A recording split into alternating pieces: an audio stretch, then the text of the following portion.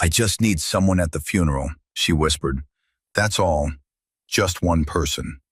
She was 97 years old, standing in the middle of a diner with her hands shaking and her eyes full of tears, talking to a man covered in tattoos with a Hells Angels patch across his chest. Every person in that diner went completely silent. Nobody moved. Nobody breathed. And what happened next, what 500 bikers did for a woman they had never met, will stay with you for the rest of your life. If this story moves you, subscribe to this channel, follow it all the way to the end, and drop a comment telling me what city you're watching from.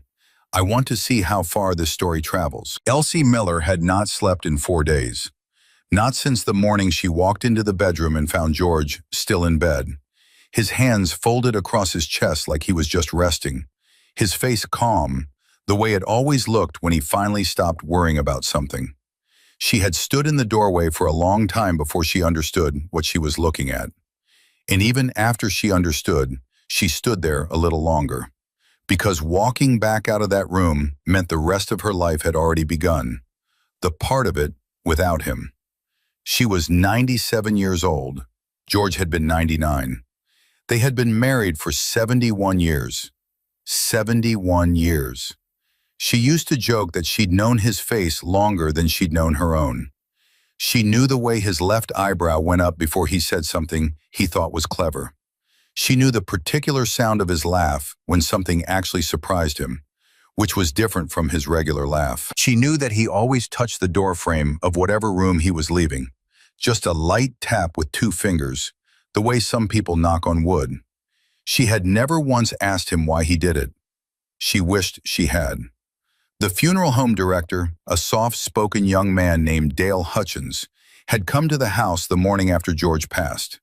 He sat at her kitchen table with a folder of papers and a practiced expression of sympathy, and he walked her through everything that needed to be decided. The casket, the flowers, the music, the time of service. "And how many guests are you expecting, Mrs. Miller?" he asked. Elsie thought about it for a long moment. "I don't know," she said. "Maybe none." Dale looked up from his papers. "I'm sorry?"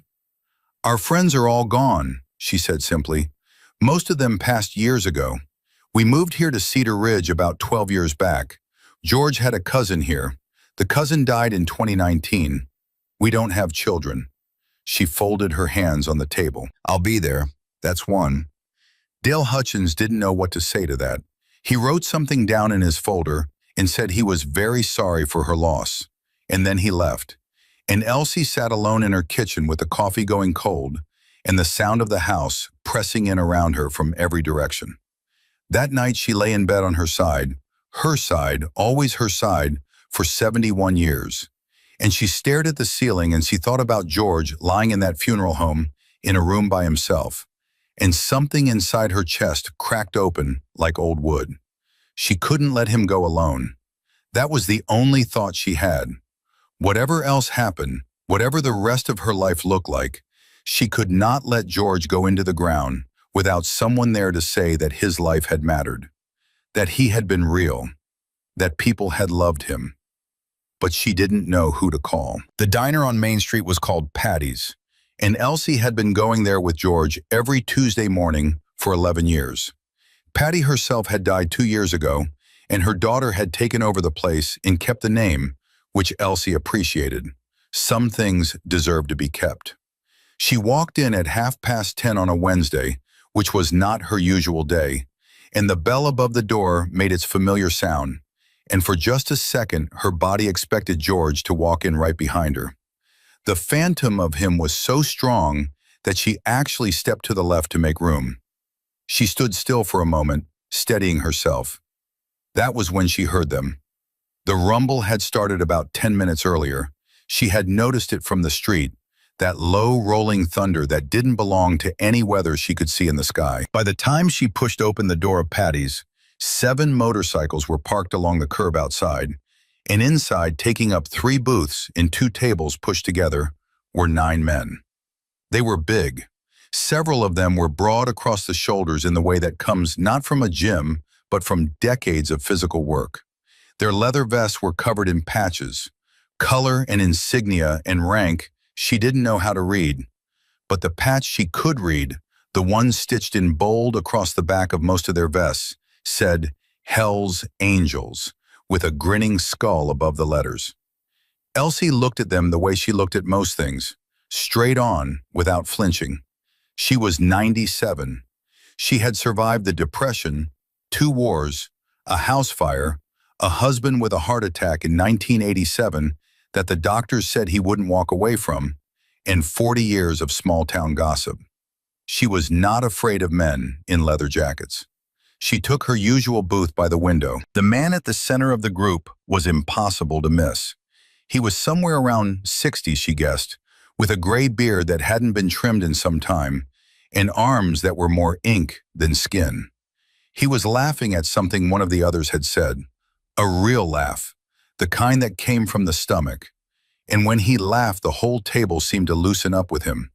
He had a presence, not threatening, but large. The kind of man a room adjusts to without knowing it's doing it. Patty's daughter, whose name was Renee, came to Elsie's table with a coffee pot and poured without being asked, because she knew. "You okay, Miss Elsie?" she said quietly. "I need to ask someone something," Elsie said, "and I don't know who else to ask." Renee looked at her carefully. "What do you need?" Elsie glanced over at the group of bikers. "Who's the man in the middle, the one laughing?" Renee followed her gaze. "That's Sam Thompson. They call him Grizzly. He comes through here a few times a year. He's decent, Miss Elsie, I promise. Tips well. Never gives me trouble." Elsie nodded slowly. She wrapped both hands around her coffee cup. She sat with it for about 2 minutes, which is a long time to sit with something. Then she got up. The table went quiet before she even reached them. Not because she was imposing or because she had said anything. She hadn't. But because a 97-year-old woman walking toward a table full of Hell's Angels with a look on her face like she had something to say was the kind of thing that got your attention. Grizzly watched her coming. He didn't say anything. He just watched. She stopped at the edge of the table. 8 men looked at her. She looked at Grizzly because he was clearly the one to look at. "I'm sorry to interrupt," she said. Her voice was steadier than she expected. "My name is Elsie Miller. My husband passed away 4 days ago. The funeral is tomorrow morning, 10 o'clock, at First Methodist." Nobody said a word. Grizzly's face had gone still in a way that was not cold. It was attentive. He was listening. "I don't have any family left," she said. "Our friends are all gone. I'm the only one who'll be there." She stopped for a second, swallowed. "I just need someone at the funeral. That's all. Just one person. So George doesn't go in the ground like he didn't matter." The silence at that table was the loudest thing in the room. One of the younger men, early 30s, with a jaw that looked like it'd been carved, looked down at the table. His neck was red. Another man, older with white hair and a scar across his chin, had closed his eyes. Grizzly didn't move. He held Elsie's gaze with an expression she would think about for the rest of her life. It was not pity. It was something heavier than pity. It was recognition. The look of a man who had known loss, who knew exactly what she was holding in her hands when she walked up to that table. 71 years, he said. It wasn't a question. 71 years in August, she said. He was quiet for another moment, then, "What was his name?" "George," she said. "George Miller. He was a machinist. He built model trains when he retired. He made the best chili you've ever eaten in your life, and he knew it, and he would tell you so." The man with the white hair and the scar made a sound that was almost a laugh, but wasn't. Grizzly nodded, slow and deliberate. "Mrs. Miller," he said, "will be there." She had not expected it to hit her so hard, just those 4 words. She felt her throat close up. She pressed her lips together and nodded back, because she did not trust herself to speak. "First Methodist, 10 o'clock, he said. "Yes," she managed. "We'll be there," he said again, quieter this time, like a promise you make to yourself, not just the other person. She said thank you. She went back to her booth. She drank her coffee and looked out the window and let herself cry, just a little, quietly, with her hand over her mouth so nobody would see. What Elsie did not know was what happened after she left the diner. She paid her check, said goodbye to Renee, and walked back down Main Street to her car. She drove home. She laid out the black dress she had decided on. She sat in George's chair for a while, with her hands in her lap. She went to bed at 9 o'clock and stared at the ceiling and thought that at least one person would be there. At least one. That was enough. That would have to be enough. She did not know that the moment she was out the door of Patty's, Grizzly had put his coffee down and looked around the table at his men. 9 of us isn't enough, he said. Nobody disagreed. Nobody asked why.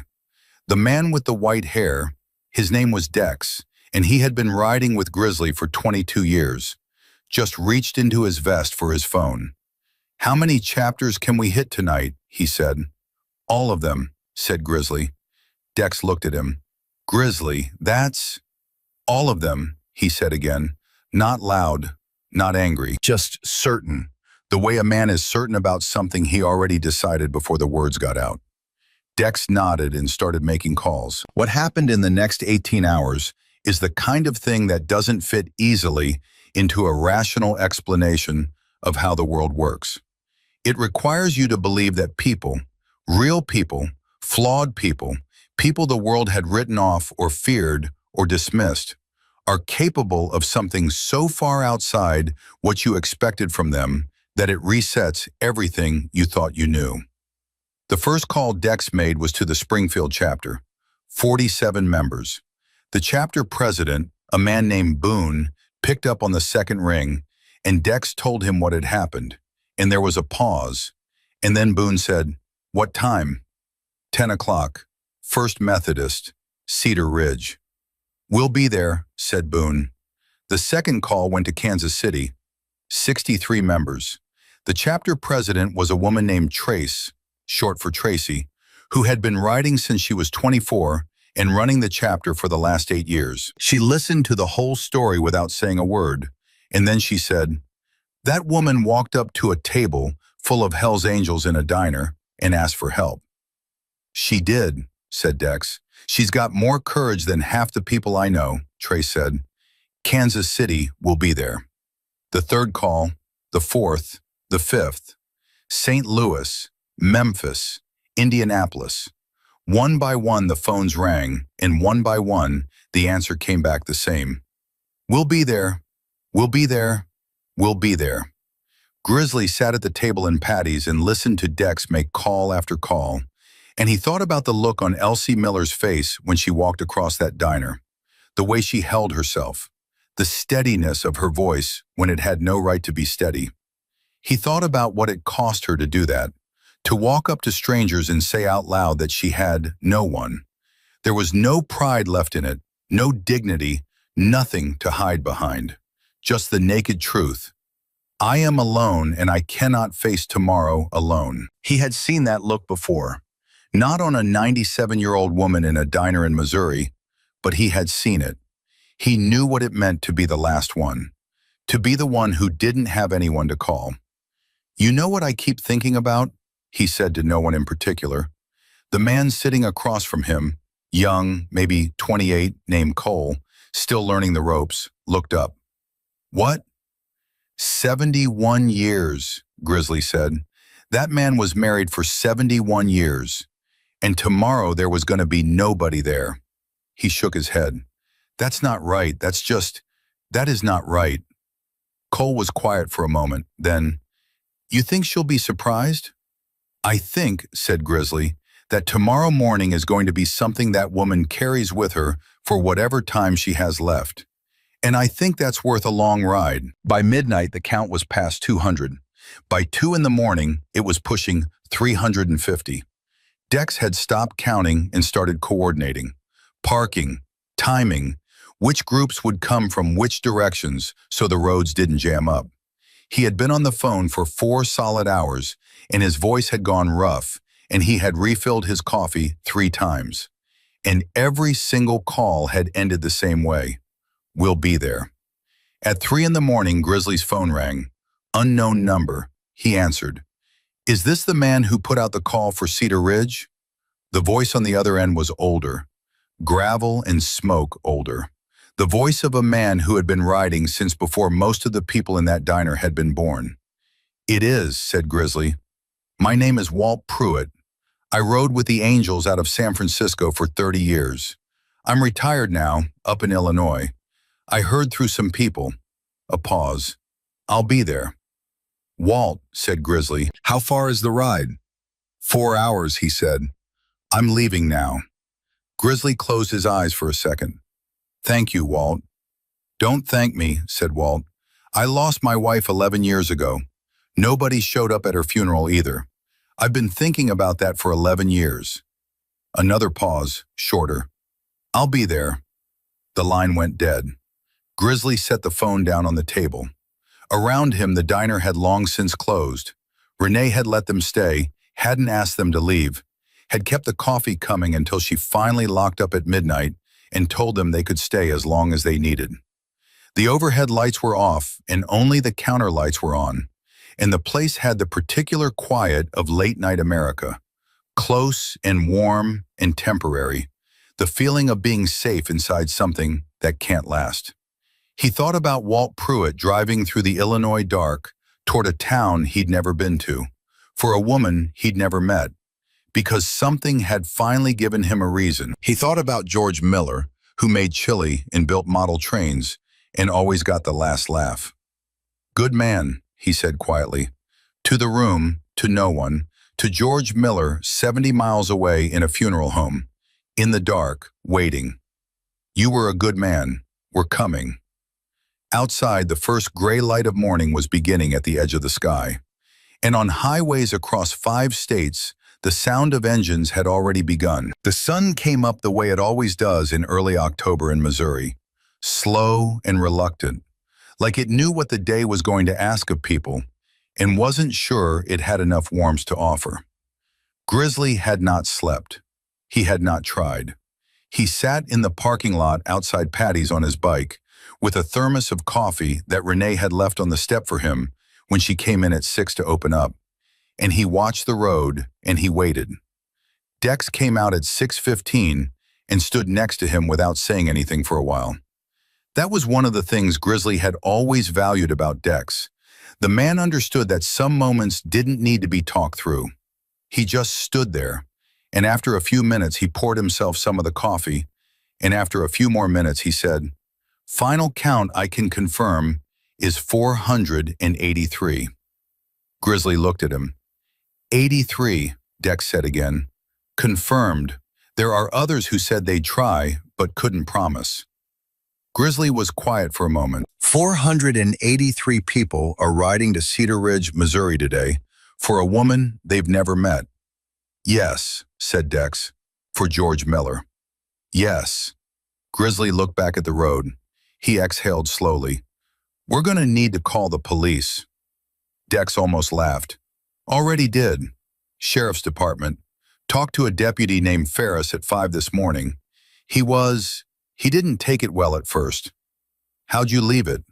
He called back at 5:40, said he'd spoken to the sheriff and they'd have people on the roads. He also said, Dex paused, he said his grandmother was widowed young and nobody came to his grandfather's funeral. He said he'd be there himself, off duty. Grizzly didn't say anything.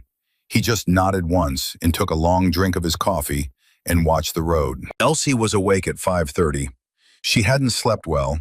She hadn't slept well in 4 nights, but this morning the waking felt different.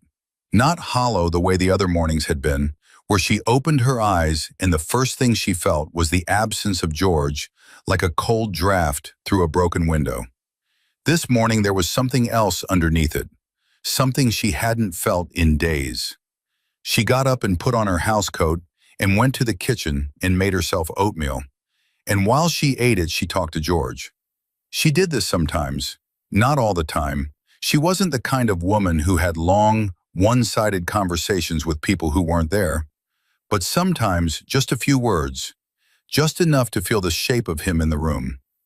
There's a man coming today, she said, From the diner. He said he'd be there. She paused. I believe him, George. I don't know why, but I do. She ate her oatmeal. The house was very quiet. You would have liked him, she said. You liked people who meant what they said. She washed her bowl and set it in the rack and went to put on her black dress. At 7:15 in the morning, a man named Earl Briggs was driving his pickup truck south on Route 7 when he came around a long curve in the road and had to hit his brakes so fast his coffee went across the dashboard. The road ahead of him was motorcycles. Not a few motorcycles. Motorcycles as far as he could see, stretching back in a column that disappeared over the next hill. They were all moving in the same direction, all at the same steady pace, side by side in pairs, organized and deliberate, the sound of them building in the air like something that had no end. Earl sat in his truck with his mouth open for a full 30 seconds. Then he pulled out his phone and called his wife. Donna, he said, you need to look out the window. Why?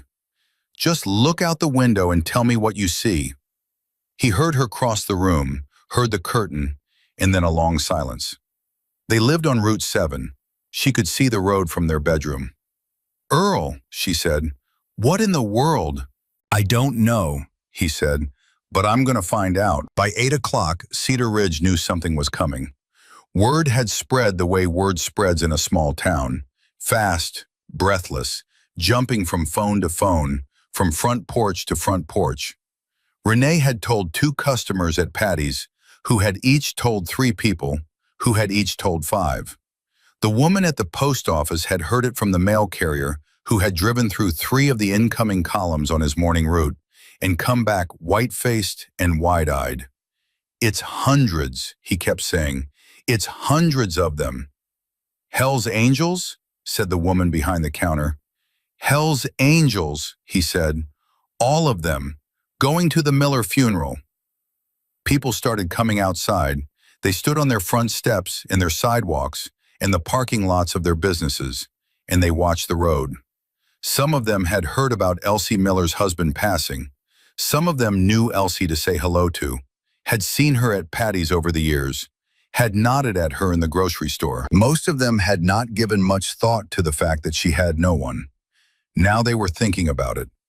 The first thing Elsie noticed when Dale Hutchins arrived to take her to the church was that he looked strange. Not upset strange. Strange in the way that people look when they know something you don't and aren't sure how to tell you. Good morning, Mrs. Miller, he said. He was wearing his dark suit. He had combed his hair more carefully than usual. Good morning, Dale, she said. She had her purse and her coat. She was ready. Before we go, I want to let you know. He stopped, started again. There have been some developments this morning. She looked at him. What kind of developments? He opened his mouth, then closed it again, as if he had rehearsed something and now decided the rehearsal was useless. I think, he said carefully, that it might be better if you just see for yourself. She studied his face for a moment. He was nervous, she could see that. But underneath the nervousness was something else. His eyes were bright in a way they hadn't been yesterday. All right, she said. She got in the car. They heard it before they saw it. Dale turned off the main highway onto the road that led to First Methodist, and the sound reached them first. A deep, layered, unmistakable thunder that seemed to be coming from everywhere at once. Elsie sat up straighter in her seat. Her hands, which had been folded in her lap, tightened around each other. Dale, she said. I know, he said quietly.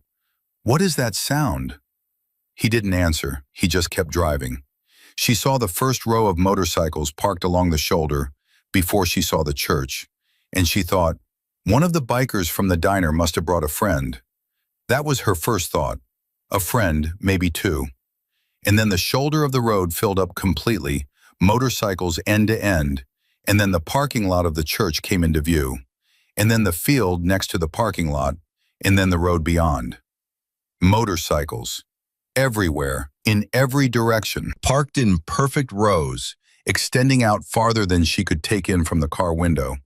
And standing beside them, in leather vests and boots, Standing in the cold October morning air in complete and total silence were men and women she had never seen in her life.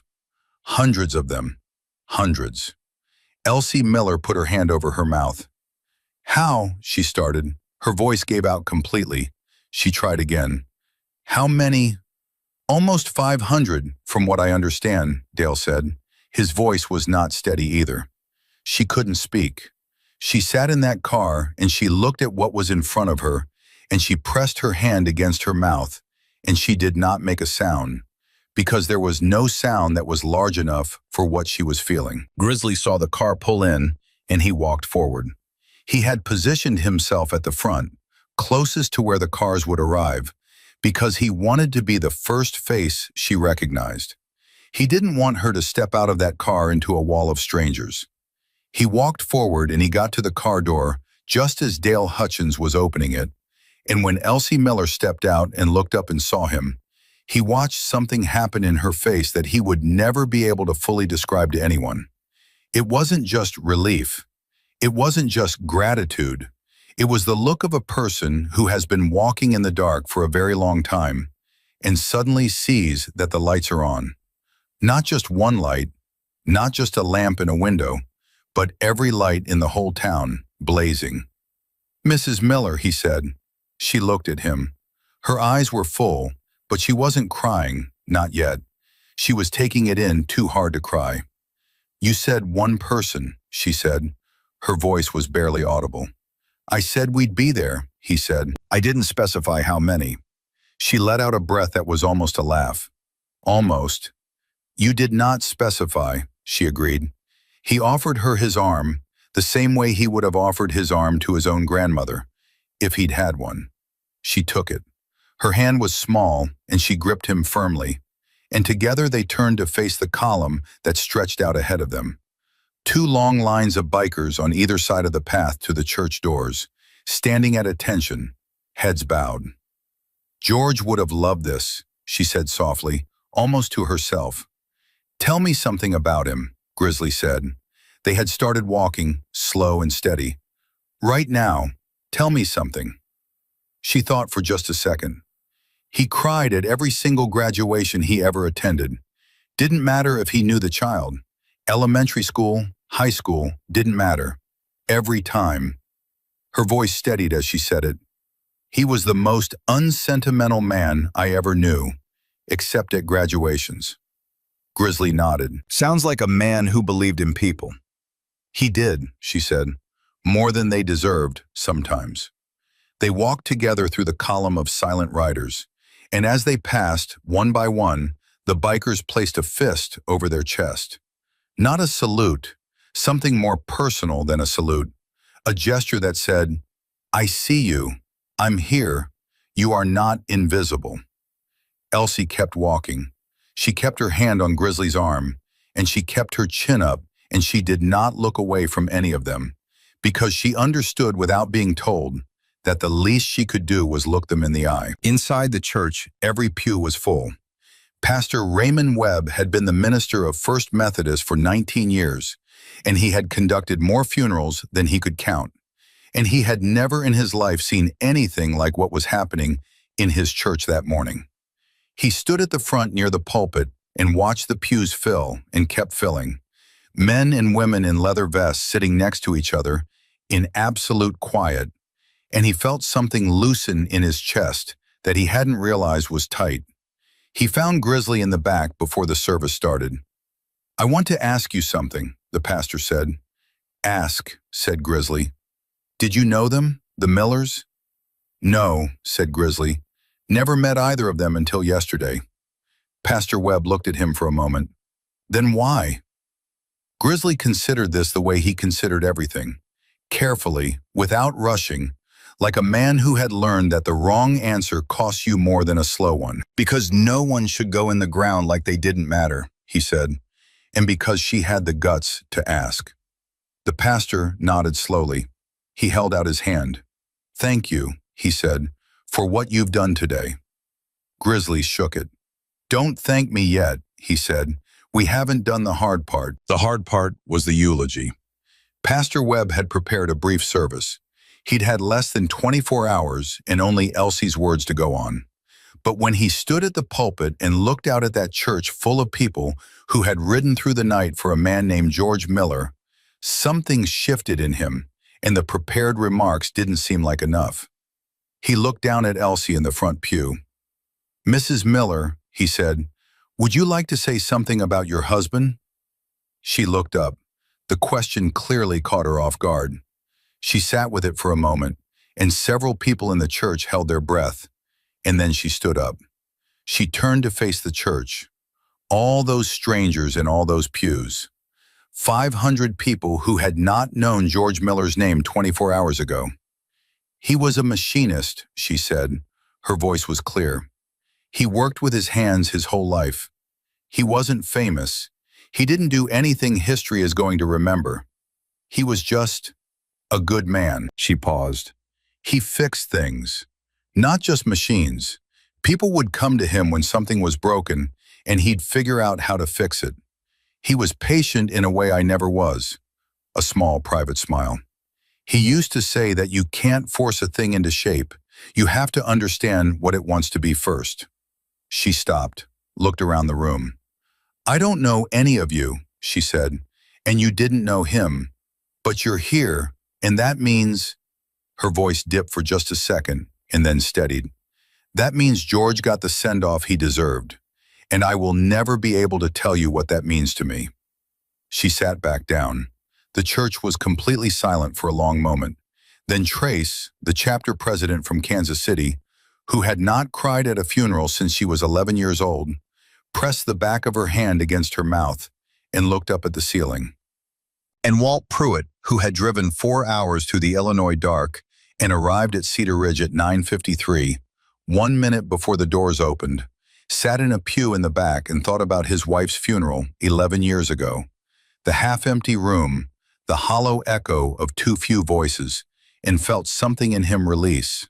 Slowly, like a knot that had been too tight for too long, finally beginning to give. After the service, after the casket had been carried out, and the procession had made its way to the cemetery 2 blocks over, Grizzly found himself standing at the grave with Elsie while the last words were being said. The bikers had formed a perimeter around the cemetery, not blocking anyone out, but creating something. A boundary, a wall of respect. The sound of the town had gone quiet. Even the wind seemed to be giving the moment room. When it was done, when the pastor said amen, Elsie stood for a long time looking at the casket. Grizzly stood next to her and said nothing, because nothing was required. Then she said very quietly, "He would have wanted to meet you." "Maybe someday he will," said Grizzly. She looked up at him with an expression that was not quite a smile, but was in the neighborhood of one. "Do you believe that?" He was quiet for a moment. "I believe in things that are harder to explain than that," he said. "So yes, I believe that." She nodded. George would have liked that answer. She looked back at the grave. He would have said you were the kind of man who had earned your opinions. Grizzly didn't say anything. He stood there and let the words settle over him, the way good words do when someone sees you clearly and says so. Around them, 500 people who had driven through the night for a woman they'd never met stood in silence, in the cold October light, and waited for as long as she needed. She stood there a good while. Nobody moved. Nobody left. They stayed. That was the thing nobody had planned for. The service ended, the graveside words were said, and not a single rider moved toward their bike. They stood in the cemetery, and they stood on the street outside it, and they stood in the parking lot of First Methodist, and nobody left, because nobody wanted to be the first one to leave. There was something unfinished in the air, not in a bad way, but in the way of a meal that has been good enough that you sit at the table long after the plates are cleared, because getting up means admitting it's over. Grizzly noticed it before anyone said anything. He looked around at the faces. Trace from Kansas City, arms crossed against the cold, not going anywhere. Dex leaning against a headstone with his hat in his hands.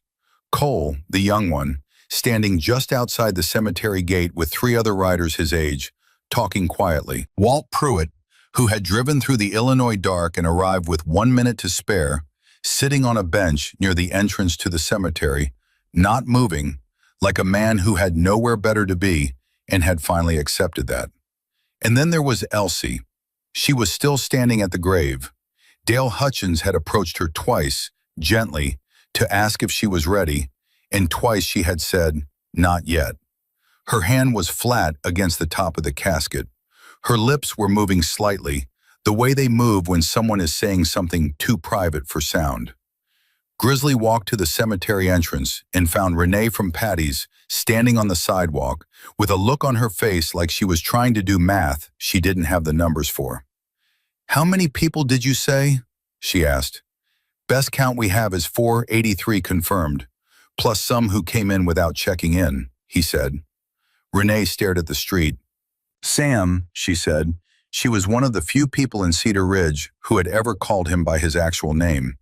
"These people need to eat." "They'll ride out," he said. "They've got long trips back." "They've been riding since the middle of the night. You've been up since yesterday." She looked at him with the practical directness of a woman who had run a diner for 2 years and been watching her mother run one for 30 years before that. "They're not going anywhere hungry. Not from my town." He started to say something and she held up one hand. "Don't," she said. "I'm already calling people." She called 6 people in the next 4 minutes. By the time Elsie finally stepped back from George's grave and let Dale Hutchins walk her toward the cemetery gate, Renee had already set in motion something that Cedar Ridge would talk about for the next 20 years. Margaret Okafor, who ran the church kitchen and had been feeding people at First Methodist for 31 years, picked up on the first ring and said, "How many?" And when Renee told her, there was a pause, and then Margaret said, "Give me 2 hours and tell them not to go anywhere." Bobby Yates, who owned the hardware store and had 3 chest freezers full of brisket at any given time because his wife catered on weekends, said, "Done," before Renee even finished the sentence. The woman who ran the Cedar Ridge Volunteer Fire Department Auxiliary, whose name was Pat, and who had the organizational capabilities of a small military unit, heard the words 500 people and said, "I'll make calls," in a tone that suggested this was finally a problem worthy of her attention. Within 40 minutes, half of Cedar Ridge was moving. Elsie did not know any of this was happening when she came through the cemetery gate and found Grizzly waiting for her on the other side. She had spent the last of her tears at the graveside, or thought she had. She would discover later that grief has a way of refilling itself when you're not watching. But right now she felt something she had not expected to feel today, which was something close to steady. "Where are you going?" she asked him, because people had started moving in a direction, and she didn't understand why. "Mrs. Miller," he said, "apparently the town of Cedar Ridge has decided to feed everybody." She blinked. "I'm sorry?" "Woman named Renee made some phone calls. I've been told not to let anyone leave." He paused. "I believe her." For the first time since George passed, Elsie Miller laughed. It was short and it was rough around the edges, but it was real. And when it came out, she put her hand over her mouth like it surprised her, like she hadn't been sure that sound still lived in her.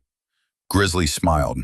Not his big, laugh-at-the-table smile from the diner, but something quieter, warmer. "Come on," he said. "Let's go see what they've done." What they had done was take over the church hall, the diner, the parking lot of the fire station, and 3 private front yards on Oak Street, and set up enough food to feed a small army, which was more or less what had shown up. The church hall tables were extended end to end and covered with everything: casseroles, cornbread, brisket from Bobby Yates's freezers that had been reheating since 7 that morning, pies from the women who always had one in reserve, potato salad in bowls the size of washtubs, Margaret Okafor's famous green beans that people had been asking about for 3 decades. The volunteer firefighters had set up long folding tables outside and were directing traffic with the focused efficiency of people who were accustomed to managing chaos. Riders drifted in groups of 4 and 5, helmets under their arms, talking to each other and then talking to the people of Cedar Ridge, who were standing behind the tables and handing out plates and saying things like, "Where'd you drive in from?" And, "You need more of that, don't you? I can see you need more of that." Within an hour, Cedar Ridge and 500 Hells Angels were eating together in a church parking lot in October.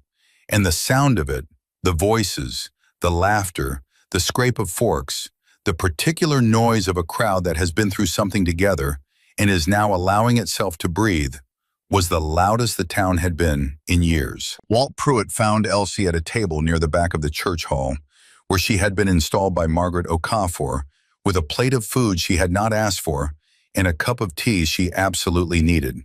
He stood in front of her with his own plate and his hat in his other hand, and he said, "Mrs. Miller, I'm Walt Pruitt. I drove down from Illinois this morning." He paused. "I lost my wife 11 years ago. There were 4 people at her funeral, including the pastor." Elsie looked up at him. "I've been thinking about that for 11 years, he said. "What you did yesterday, walking into that diner and asking, I've been thinking about that since Dex told me the story at midnight. I've been thinking that I wish someone had done that for her." He stopped. His jaw was tight. "And I'm thinking, I wish I'd had the guts to do it myself." Elsie was quiet for a moment.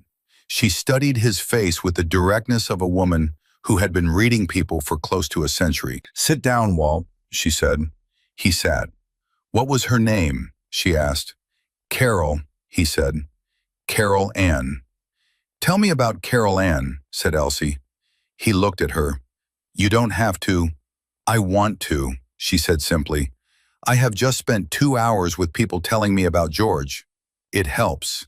Tell me about Carol Ann." Something shifted in Walt Pruitt's face. The tightness around his jaw gave. He set his hat on the table and he said, "She made the worst coffee you've ever had in your life, and she refused to accept it. 40 years of terrible coffee, and every single morning she'd hand it to me and say, 'Isn't that good?' And I said yes, every single time." He shook his head. "Every single time." Elsie smiled. "George burned toast every Sunday for 71 years. I stopped saying anything after the first 5. Walt let out a breath. "You know what's funny about all those things that used to irritate you?" "I know exactly what you're going to say," she said. "You'd give anything," he said quietly. "You'd give anything," she agreed. They sat together for a while after that, not always talking, not needing to, and the noise of the hall moved around them. On the other side of the hall, something else was happening that nobody had planned. Cole, the young writer from Grizzly's table, 28 years old, the one who had gone quiet when Grizzly talked about being the last one, had found himself standing next to a woman named Linda Parrish, who was 73 and had come to help serve food because Margaret had called her.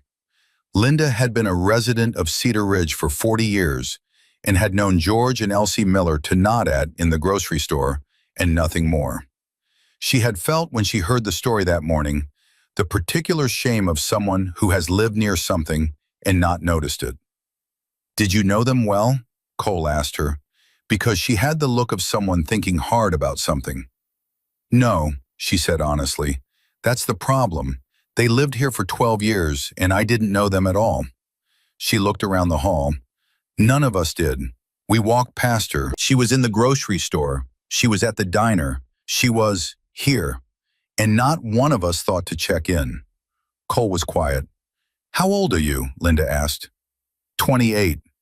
"You rode all night for a woman you'd never met." "I mean, I'm with the chapter," he said, and then stopped because even as he said it, he knew it wasn't the whole truth. "Grizzly told us the story and I didn't think about it. I got on the bike." He paused. "My dad died when I was 9. My mom was alone for a long time. I don't know." He shrugged, the shrug of someone who doesn't have the vocabulary yet for the thing they're feeling.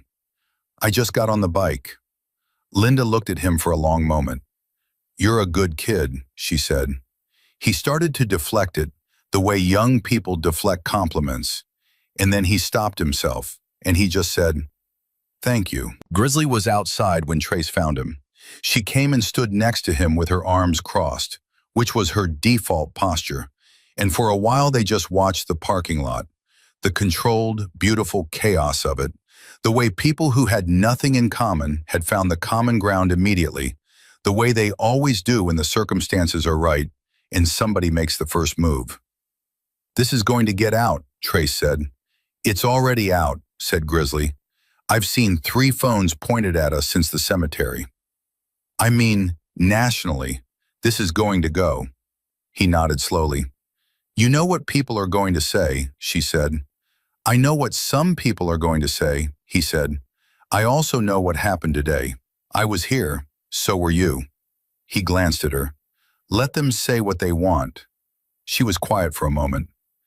"I got a call this morning, before I left KC. It was a reporter, I don't know how he got my number, asking me to confirm the story." She paused. "I hung up on him." "Good. But Grizzly," she turned to look at him directly, which meant she was about to say something she'd already thought all the way through. "There are 480-some people here today. There's Elsie. There's Walt. There's that kid Cole crying into his brisket over a dead man he never met. This, what happened here, it doesn't belong to us." He looked at her. "It belongs to her," Trace said, "and to George. If it goes out into the world, it should go out right." He held her gaze. Trace was one of the sharpest people he had ever met, and she was right, and he knew it. "What are you thinking?" he said. "I'm thinking we find out what Elsie wants," she said, "and we do that." They found Elsie still at her table with Walt Pruitt, and by the time they got there, Margaret Okafor had joined them and was telling a story about George Miller fixing the church's broken furnace in January of 2021 without being asked and without accepting payment. A story that nobody at the table had heard before, and Elsie's face as she heard it was the face of a woman receiving a gift she didn't know was coming. "He never told me that," she said. "He wouldn't," said Margaret. "He fixed it. He drank 1 cup of coffee. He said, 'That should hold,' and he left. I tried to pay him, and he said his coffee was payment enough." She raised an eyebrow. "Even though my coffee is better than payment." Walt made a sound. "You must not have had Carol Ann's coffee." Grizzly and Trace sat down and waited for the moment to pass, and then Grizzly said, "Mrs. Miller, I need to ask you something." She turned to him, attentive. "This story, what you did, what happened today, it's going to get attention. People are going to want to write about it and talk about it. I want you to know that whatever you want, we'll follow your lead. If you want it quiet, we keep it quiet. If you want it told, we'll make sure it's told right." She thought about this with the unhurried seriousness she brought to everything. "George was a private man," she said finally. "He didn't like fuss." She paused. "But he believed in people. He believed that when you saw something good, you said so. Because that's how you make more of it." She folded her hands on the table. "If this can do some good in the world, if someone somewhere feels a little less alone because of it, then George would say, 'Tell it.'" She looked at Grizzly steadily. "But tell it right." "We will," he said. "Tell them about him," she said. "Not just about the bikers. Tell them about George. Tell them he was a machinist who built model trains and burned toast and fixed a furnace without telling anyone. Tell them he was loved for 71 years and sent off right." Her voice was firm. "That's the story." Grizzly nodded. "That's the story," he said. The afternoon was loosening into early evening when Dex found Grizzly near the gate of the fire station, where a cluster of riders was beginning to talk about roads and distances and the long way home. "We've got people who need to ride before dark," Dex said. "St. Louis group especially. The Memphis guys have a straight shot, but it's long." "Give me 10 minutes," said Grizzly. He went back inside to find Elsie, and she was on her feet, which surprised him. He had half expected her to be fading by now, the way people do after the adrenaline of grief and public ceremony has burned through them. But she was standing, and she was saying goodbye to people, and she was doing it with a composure and a grace that was something to see. Each rider came and said their piece, Not much. Most of them didn't say much. They weren't the kind of people who were big on speeches. And she looked every single one of them in the eye and took their hand and said, "Thank you," like she meant it specifically, not generally, like she understood that each one of them had made a choice and she wanted to honor each choice individually. It took a long time. Nobody rushed it. Grizzly stood back and watched and thought about what Trace had said. This belongs to her. And she was carrying it exactly right, exactly the way George Miller would have carried it if the circumstances had been different. Directly, without flinching, with her whole self present. When the last of the riders had filed past, she came to find him. "Before you go," she said, "I need you to tell me something." "Ask," he said. "Why did you do it?" she said. "Not the others. I know why Walt came. I understand Trace. I see Cole over there and I understand him too. But you were the first one. Before anyone else agreed, before any calls were made, why did you say yes?" He was quiet for a moment. "I grew up in a house where nobody came," he said. "My father's funeral, my mother's, a couple of people I'd ridden with over the years." He looked past her for a second at something she couldn't see. "I know what that room feels like, the empty one." He looked back at her. "When you walked across that diner, I knew what it cost you, to say it out loud, to admit it to a stranger." He paused. "I just decided that if it was in my power to do something about it, then it was my responsibility to do it." Elsie held his gaze for a long moment. "George would have said the same thing," she said. "Exactly that. Almost word for word." She reached up. He was a tall man and she had to reach. And she put her hand against his face the way a grandmother does. Brief and certain. The touch of someone who means it. "Thank you, Sam," she said. She used his real name, not Grizzly. Sam. He covered her hand with his for just a second. "Thank you for asking," he said. "You gave us something today too. You know that?" She looked at him with clear eyes. "Walt said something like that." "Walt's right," he said. "What you did in that diner, that kind of courage doesn't have an age on it." He stepped back. "You take care of yourself, Mrs. Miller." "I'll try," she said. "You do the same." Outside, the engines were beginning. The long, low-layered thunder of almost 500 motorcycles starting up one by one, spreading out from Cedar Ridge in every direction, carrying the day with them out into the October dark. Elsie stood at the door of the church hall and listened to the sound of them going, and she did not feel the absence the way she thought she would.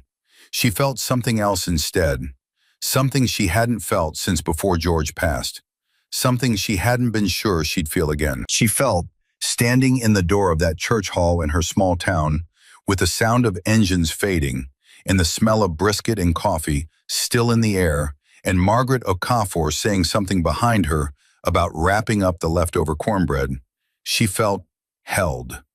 Not alone, held. The story got out the way all true stories get out. Not through any one door, but through all the cracks at once.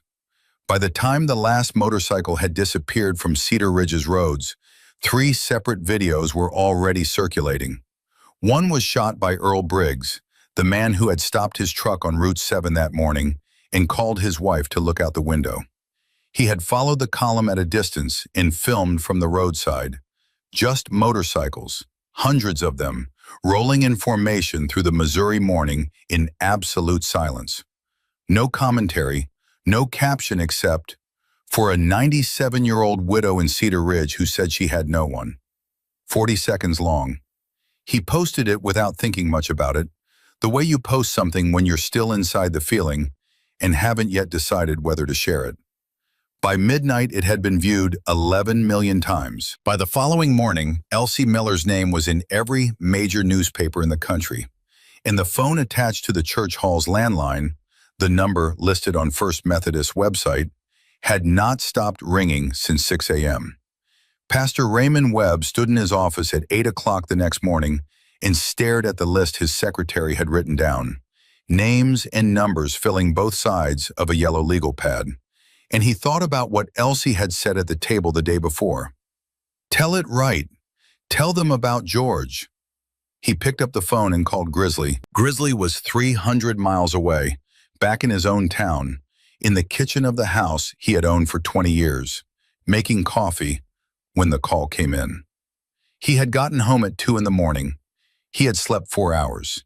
He felt, against all logic, better than he had in years. The particular clarity of a man who has done exactly the right thing at exactly the right time and knows it. He listened to Pastor Webb for about 2 minutes. Then he said, "How is she?" "I haven't called her yet," the pastor said. "I wanted to talk to you first. I'm worried. She's 97. She's alone in that house.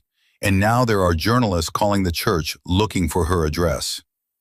"Do not give anyone her address," Grizzly said immediately.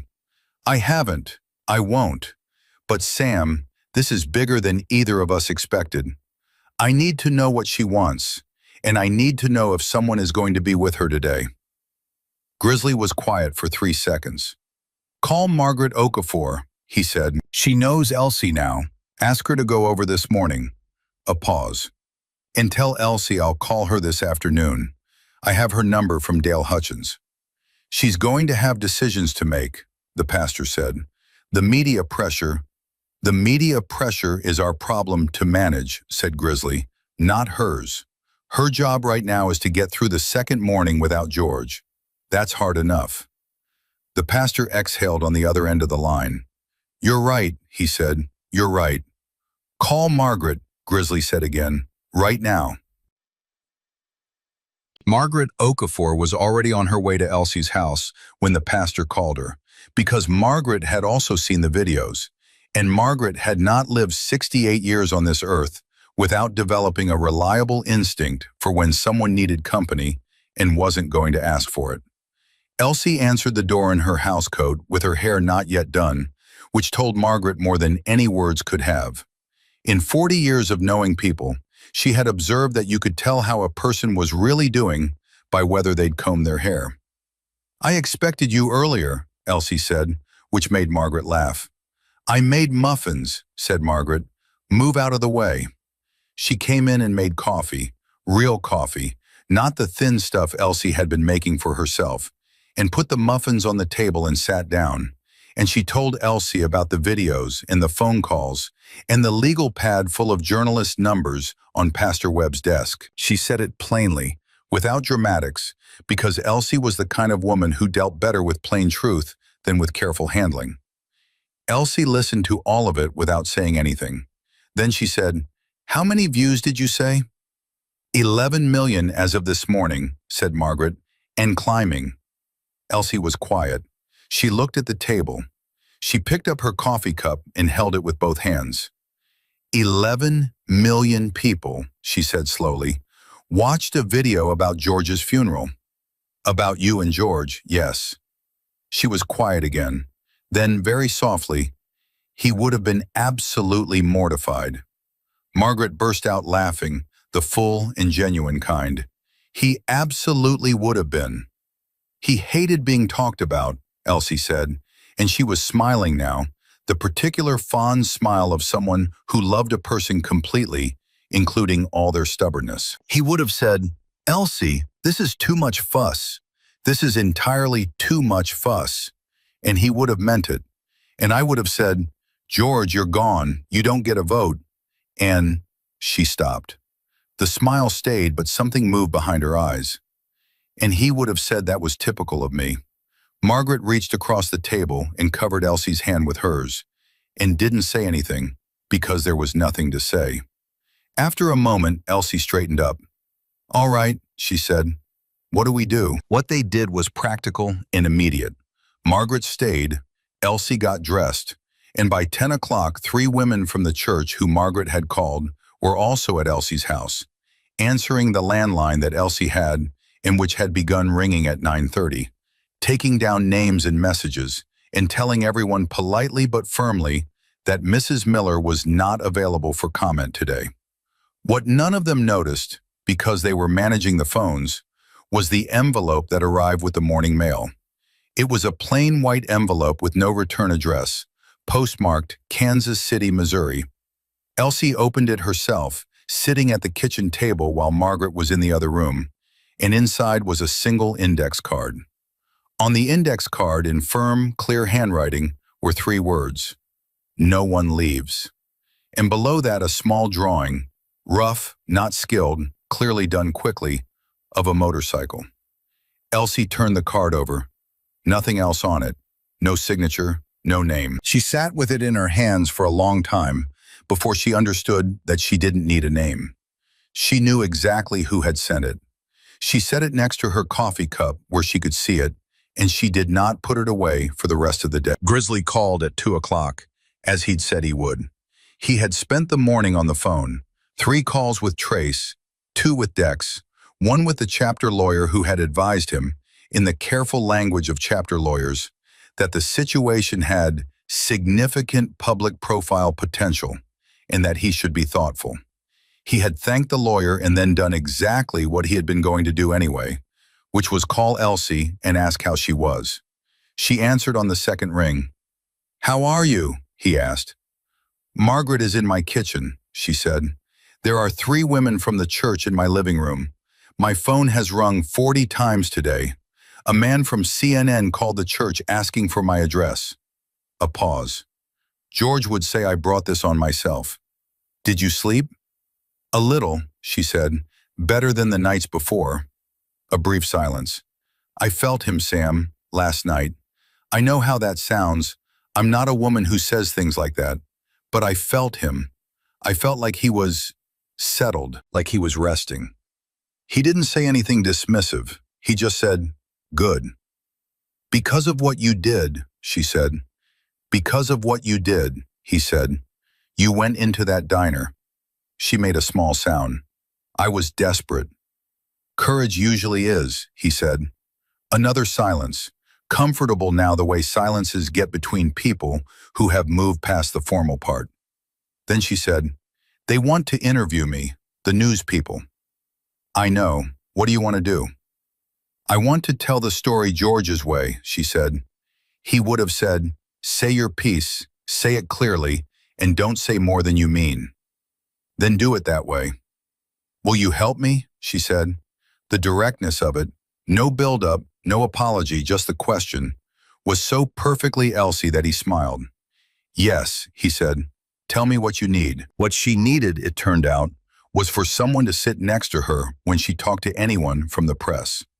Not to speak for her, she was emphatically clear on that point, but to be there, the same way she had needed someone at the funeral. Not to carry the weight, but to stand beside it. Grizzly drove back to Cedar Ridge the following morning. He didn't tell anyone he was coming. He didn't announce it. He just showed up at Elsie's door at 9 a.m. with coffee from Patty's. Renee had seen him come in and had poured it before he got to the counter. And Elsie opened the door, looked at him and said, "You didn't have to drive 300 miles.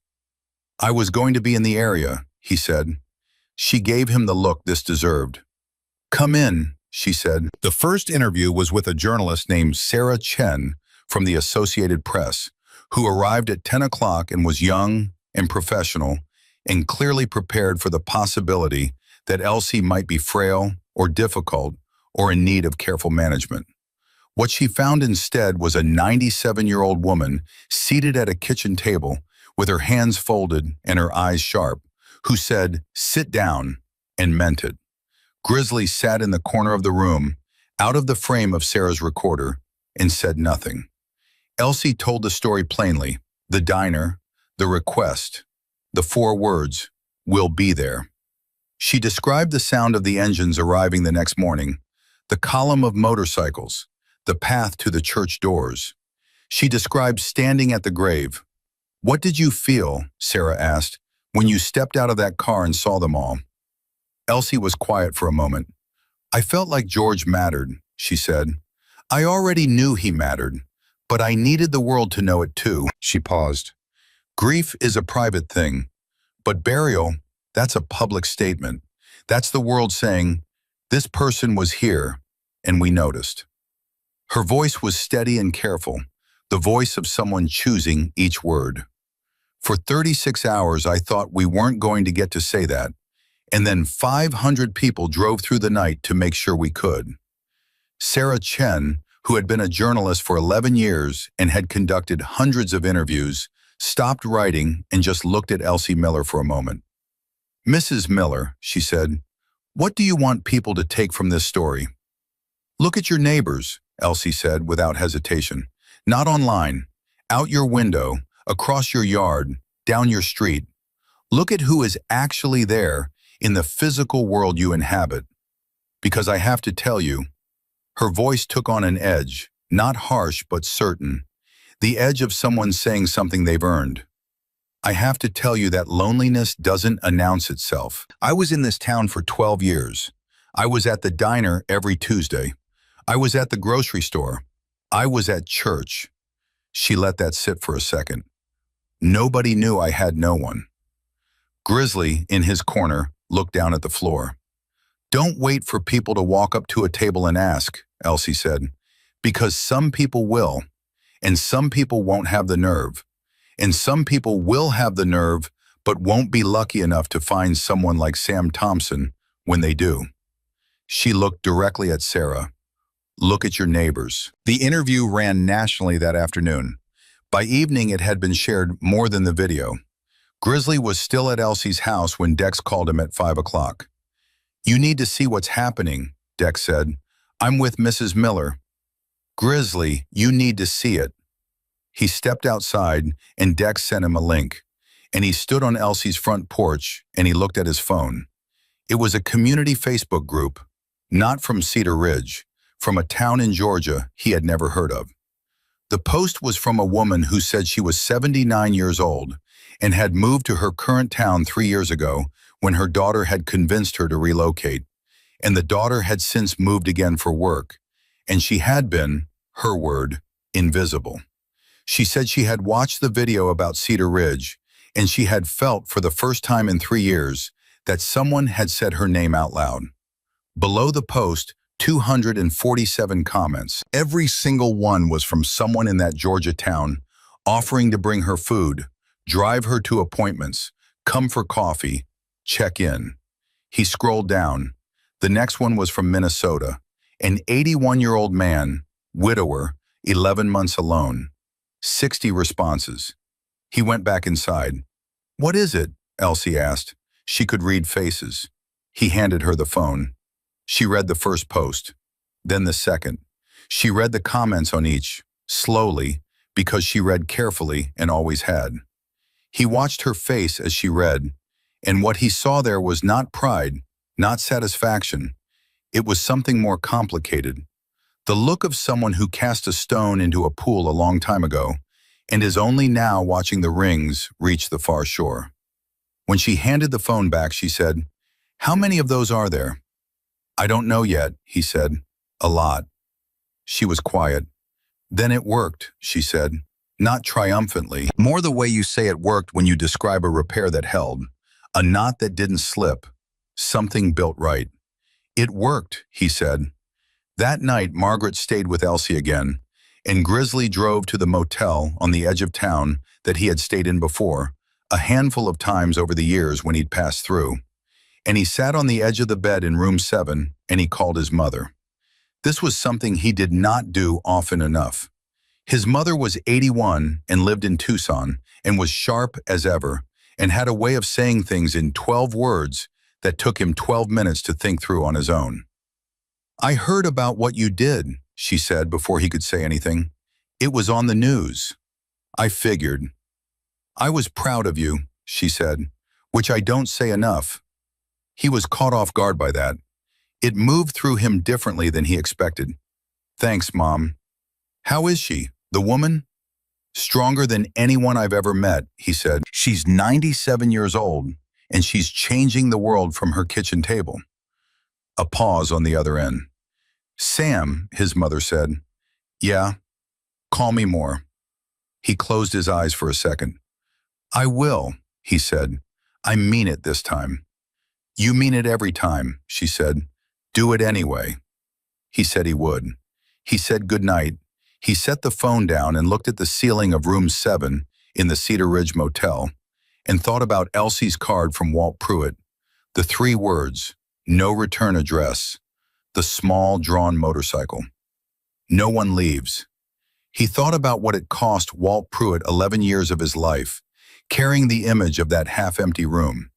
He thought about how one person asking one question in the right diner at the right time had undone something that had been calcifying inside an old man for over a decade. He thought about the Facebook posts from Georgia and Minnesota and wherever else Dex's link had led, and all the people in all the towns who were, right now, tonight, reaching across the space that had grown between them and their neighbors because someone 97 years old had shown them that you could do it, that you could say out loud, "I need someone," and that the someone might come.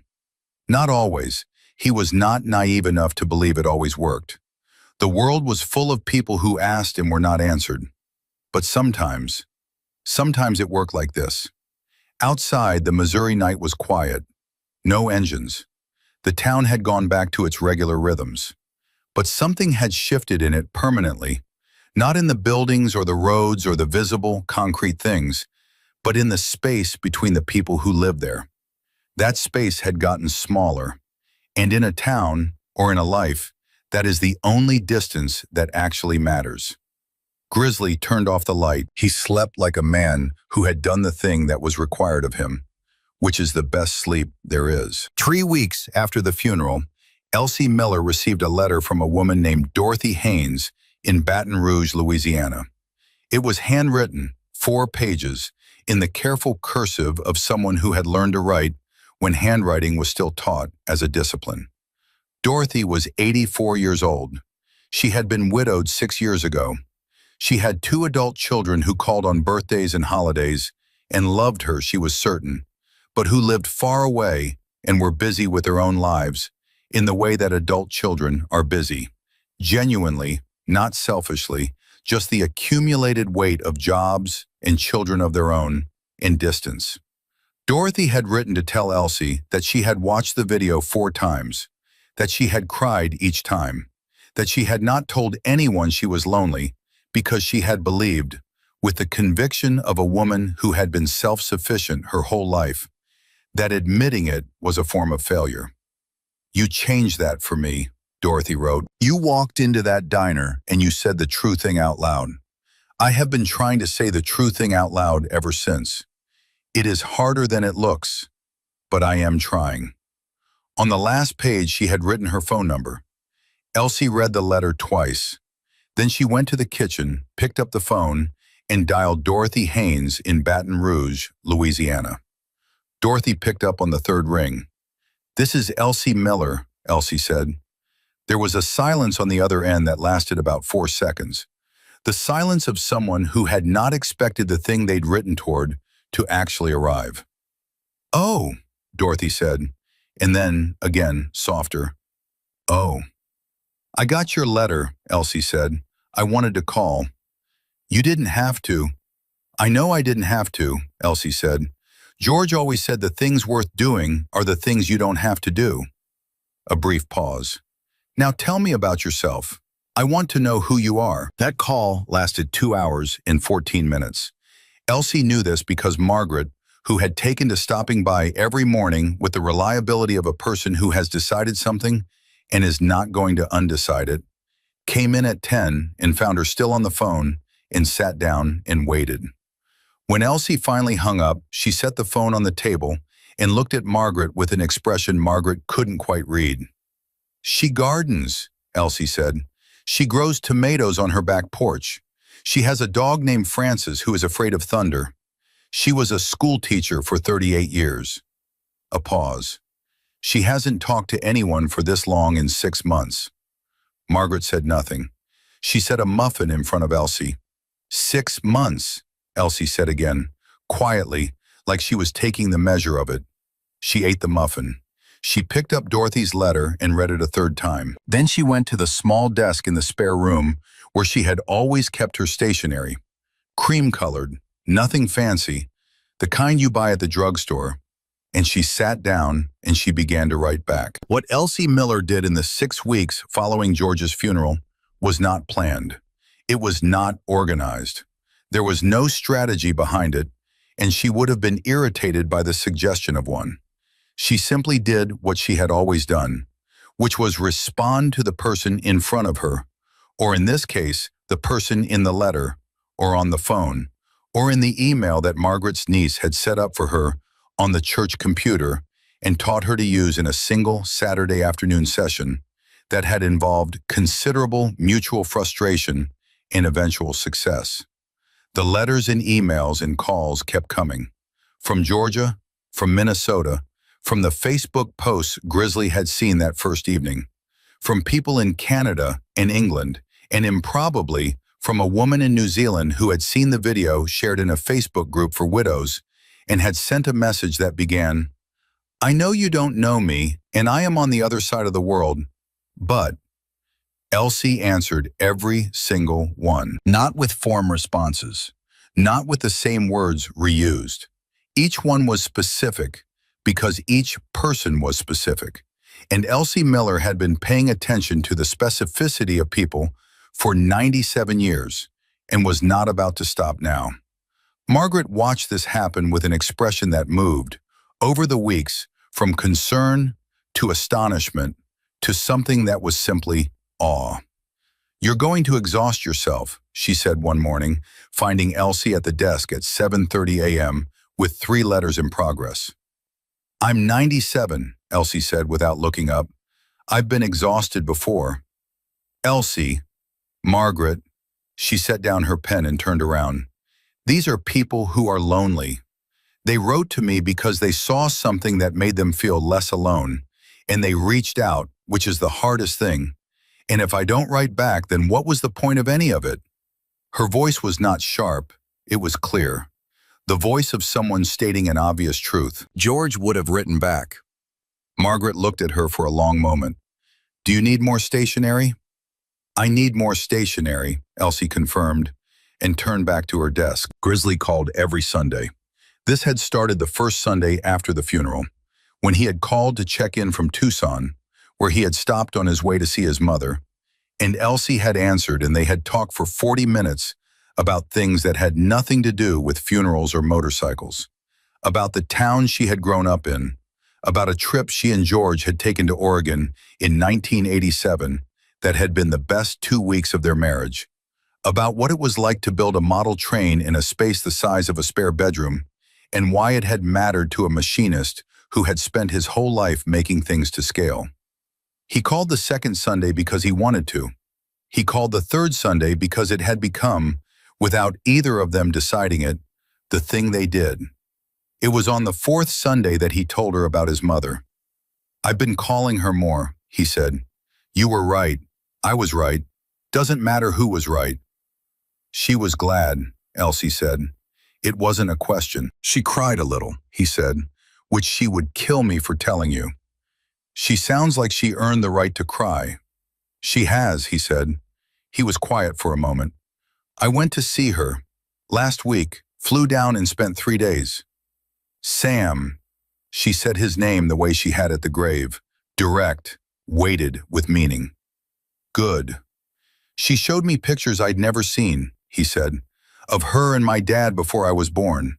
She had this whole other life before she was my mother, and I barely knew any of it." A pause. 3 days. "I spent 3 days with my 81-year-old mother, and she showed me pictures I'd never seen." "That's what happens when you show up," Elsie said. "You find out what you missed by not showing up sooner." He was quiet. "Don't do that to yourself," she said immediately. "I can hear you doing it. Don't. You went. That's what matters." "How are you so sensible about everything?" he said. "I'm 97, she said. "I've had time to get sensible. All the ways I wasn't sensible, I've already been through." The twist that Cedar Ridge did not see coming arrived on a Tuesday morning, 43 days after the funeral, in the form of a phone call to Pastor Raymond Webb from a woman at the University of Missouri's School of Social Work. Her name was Dr. Ann Fielder, and she had been following the story since the video went viral. She was not interested in the viral aspect. She was interested specifically in what had happened after. In Elsie's letters, in the phone calls, in the fact that a network of isolated elderly people had begun spontaneously to connect with each other through the correspondence of a 97-year-old woman in Cedar Ridge, Missouri. "We've been trying to address elder isolation for 20 years, she told the pastor, with the contained intensity of someone who has a lot to say and is disciplined about how much of it they say at once.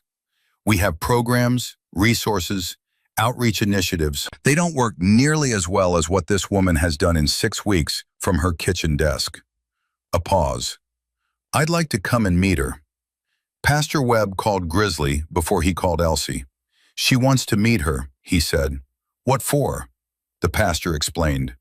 Grizzly was quiet long enough that the pastor thought the call had dropped.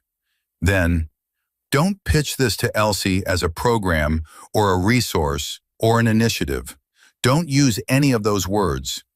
"How do I pitch it?"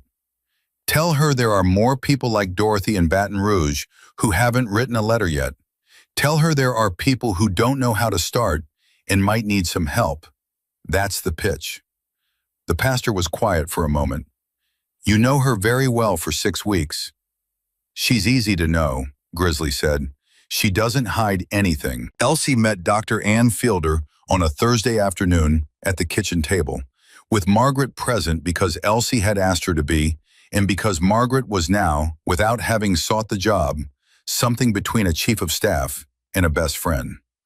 Dr. Fielder was in her mid-40s, wore glasses and a sensible blazer, and had clearly spent some time thinking about how to approach this conversation, which Elsie recognized immediately and appreciated.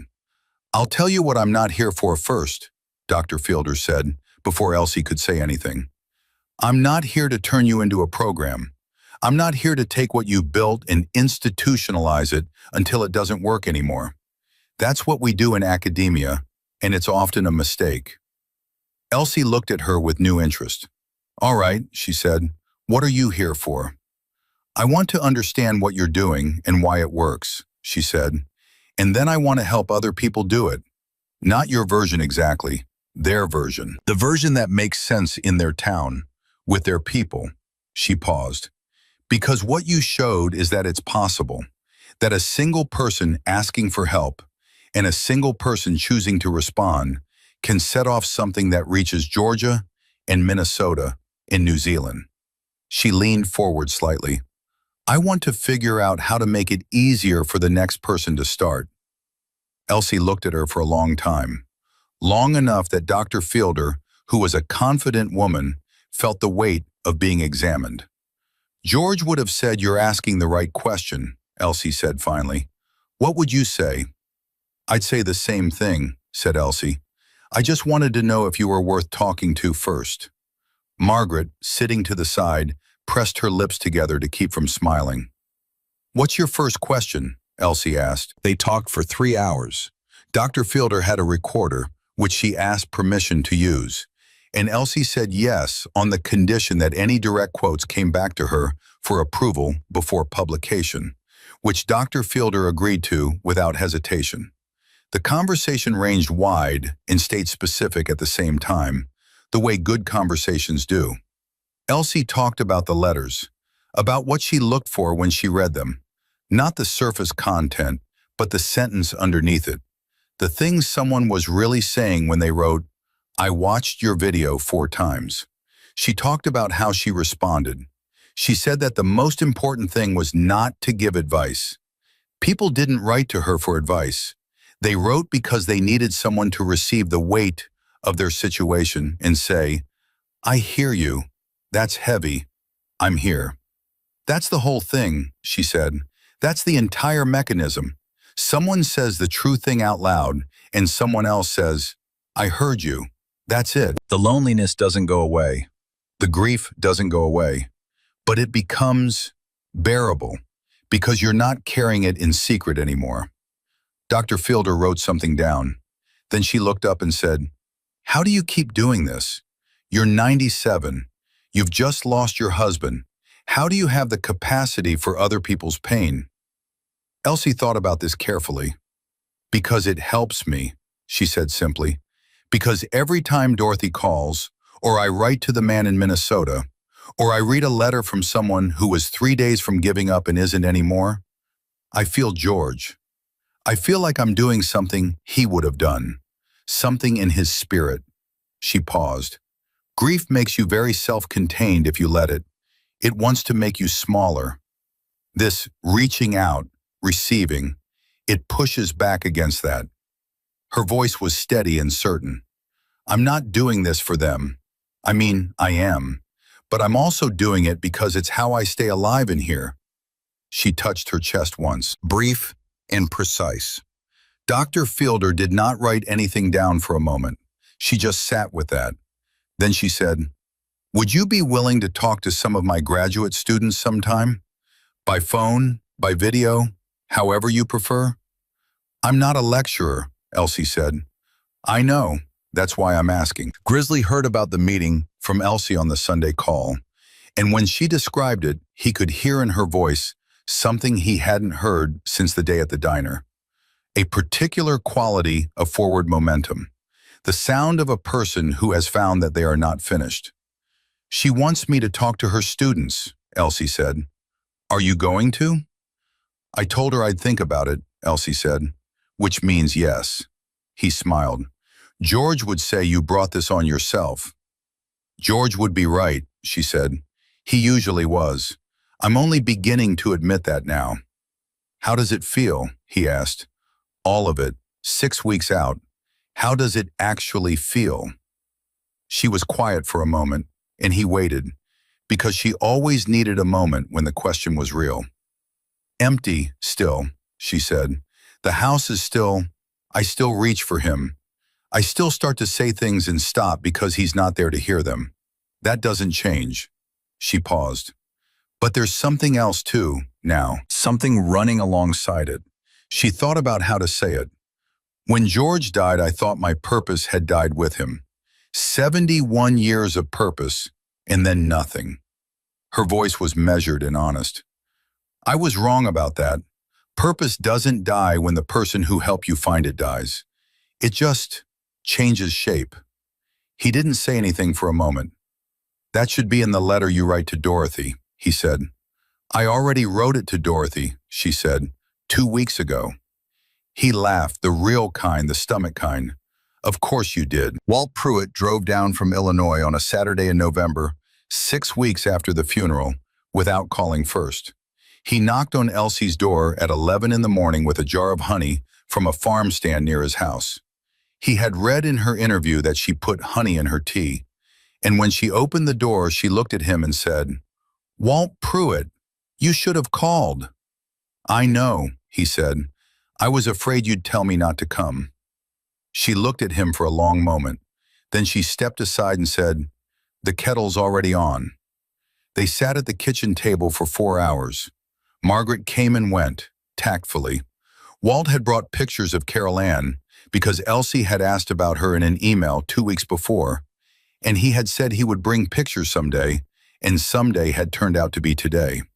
He spread them on the table, and Elsie looked at each one carefully, the way she looked at everything, with full attention. "She was beautiful," Elsie said. "She was stubborn as a fence post," he said.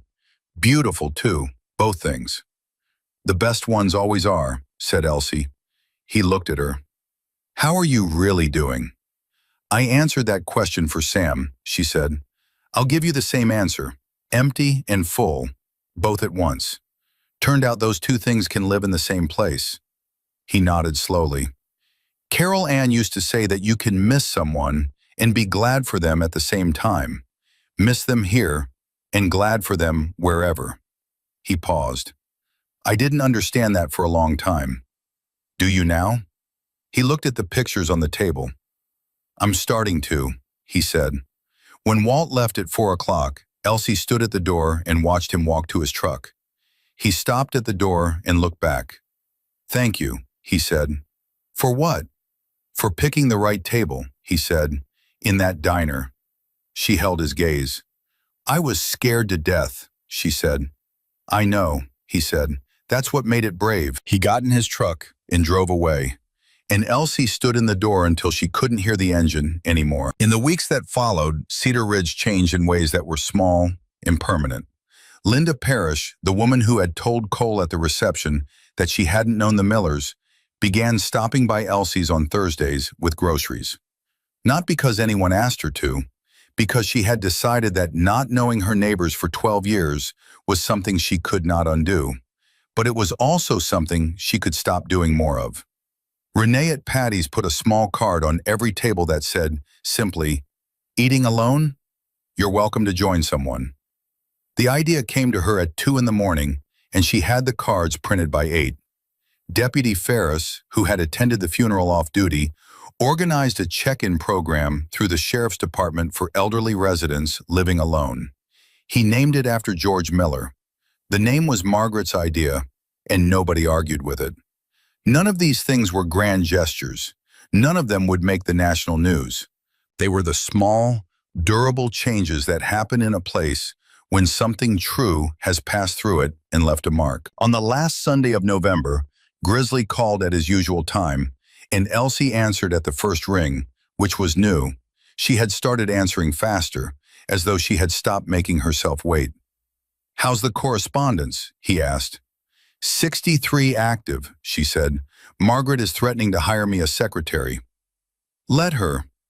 "I don't need a secretary," Elsie said. "I need more hours in the day." "Nobody gets more hours in the day," he said.